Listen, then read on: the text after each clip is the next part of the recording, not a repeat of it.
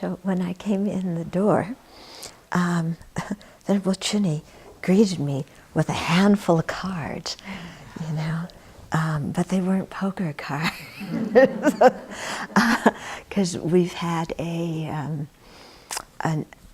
we've over the years produced images, you know, cards with images of various Buddhas and deities, especially the ones that we've done the winter retreat on. And we just reordered all of these. And I was thinking that, you know, we have certain nundro or preliminary practices to do. And one way of counting the nundro involves 9 different preliminary practices. These are preliminary to doing a 3-year retreat, at least in the Gelu. And some of the other traditions, you do your preliminary practices in a 3-year retreat. But, you know, in the Gelu, you do them beforehand. And one of them is to make satsa, these little clay figures of the Buddha. You know, and if you ever go to Tibet, most of them, a lot of them have probably been destroyed. But when I went to Tibet 25 years ago, then, you know, you could still see some of them around. There were probably much, much more, but, you know, during the Cultural Revolution, a lot were destroyed. And so practitioners would spend time making these clay images. Now, I was just reading Nalanda Monastery in France has a tsata place, and they make them out of, what's the material? Some kind of plaster, you know, or other more lightweight materials where you can, and they make the molds as well so that you can get everything very fine and detailed. But I was thinking that, you know, the purpose of it is to make, you know, 100,000 images of the Buddha as a way of purification of our negative karma. So I wonder if, you know, doing 100,000 cards will substitute. The thing is that in doing 100,000 cards, you aren't making each one, you know. But still, there's a lot of preparation that has to go into them, you know. But maybe if you have to stand near a Xerox machine and have to press each one, or do the printing press yourself or some way, you know, it could do it.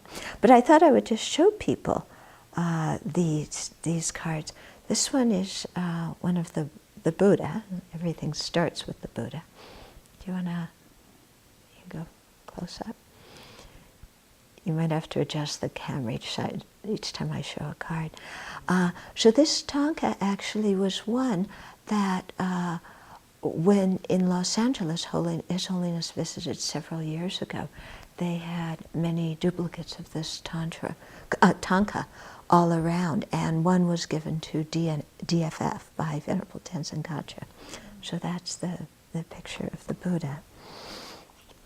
And then this one of Manjushri, the Buddha of wisdom.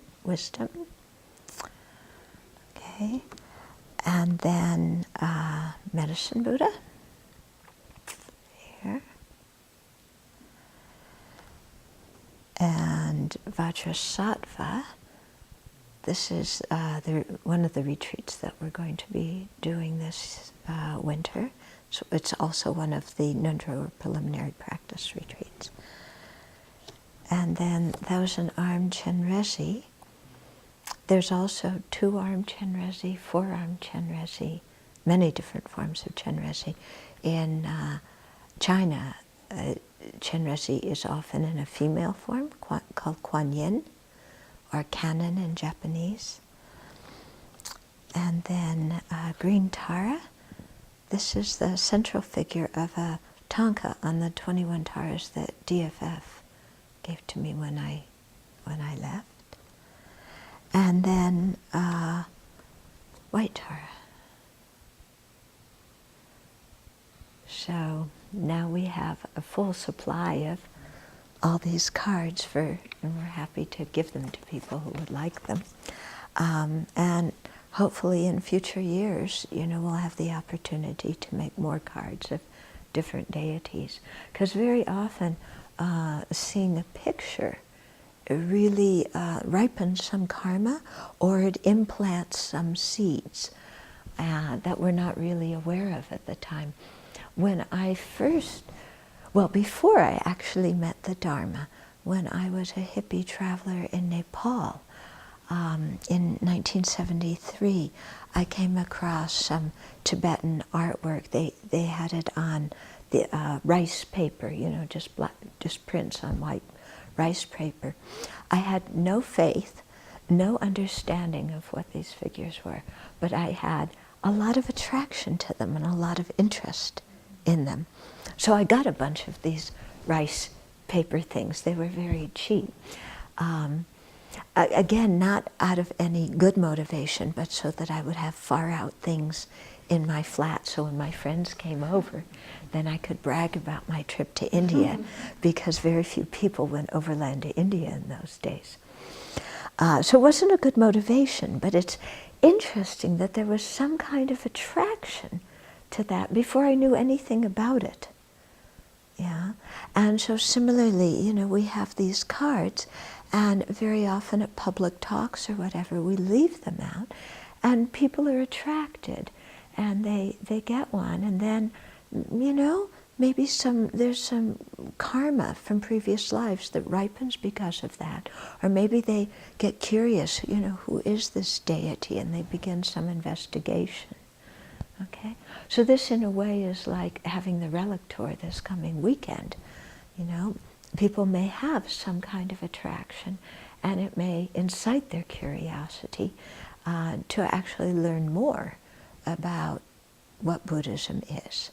You know, because Buddhism isn't just deities and relics; those are superficial things. You know, but if you ask yourself, what is a deity? You know, what qualities do these deities have?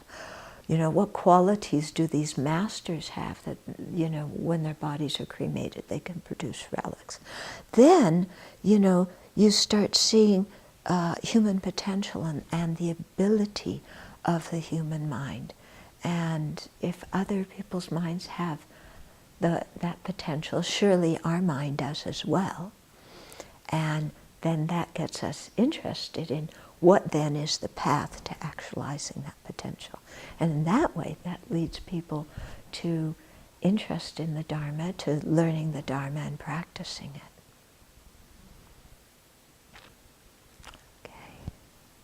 Okay.